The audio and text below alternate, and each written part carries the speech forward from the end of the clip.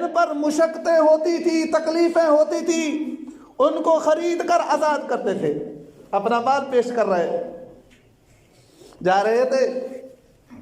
بلال کے بارے میں سنا، بلال کو بہت تکلیف دیتے ہیں، امیہ بن خلف بہت تکلیف دیتا ہے، امیہ بن خلف بہت ستاتا ہے، امیہ بن خلف بہت آزمائش میں ڈالتا ہے سیدنا بلال رضی اللہ تعالیٰ عنہ۔ ہے کالے سے، ہے حبشی سے، آنکھیں چھوٹی ہے، قد چھوٹا ہے کالے۔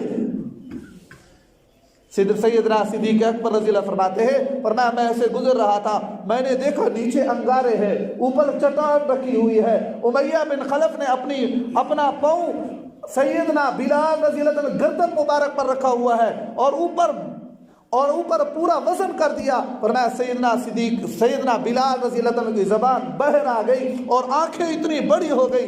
میں گیا، قریب گیا، میں نے کہا امیہ کیوں ظلم کرتا ہے اس مظلوم پر؟ فرمانے لگے ابو بکر یہ کلمہ پڑھتا ہے، توحید، اللہ کا نام لیتا ہے، توحید کا قائل ہے، اس وجہ سے ہم اس کو تکلیفیں دیتے ہیں۔ تو میں نے ان کو کہا ارے ہٹ جاؤ، تھوڑی میری بلال سے ملاقات تو کرنے دو، ملنے تو دو۔ سیدنا صدیق اکبر رضی اللہ عنہ فرماتے ہیں، فرمایا میں قریب گیا، میں نے بلال کے کان میں کہا بلال اتنا تکلیفیں برداشت کرتا ہے، اب بس کر لے۔ چند دنوں بعد اللہ تعالیٰ اسلام کو ترقی دیں گے، اسلام کو عزت دیں گے، اسلام کو شان دیں گے، پھر زور زور سے کلمہ کہنا، پھر احد احد کے نعرے لگانا۔ ابھی خاموش ہو جا، دل میں ذکر کرتا رہے، خاموشی سے ذکر کرتا رہے، عبادت چپکے سے کرتا رہے، کہاں زور زور سے کلمے کہتا ہے، خاموش ہو جا، صبر کر لے۔ تو سیدنا بلال رضی اللہ عنہ ابو بکر کی طرف مخاطب ہوئے، فرمایا ابو بکر میں پریشان ہو رہا ہوں، اگر کہنے والا کوئی اور ہوتا تو میں پریشان نہ ہوتا۔ کہنے والا کون ہے؟ صدیق اکبر۔ آپ کہہ رہے آپ کہتے ہیں کہ میں اپنے کلمے کو چھپا لوں، میں اپنے ایمان کو چھپا لوں، آپ کہہ رہے؟ فرمایا ہاں میں کہہ رہا ہوں، خاموش ہو جائے آپ، احد نہ کہیں۔ فرمایا کیسے نہ کہوں؟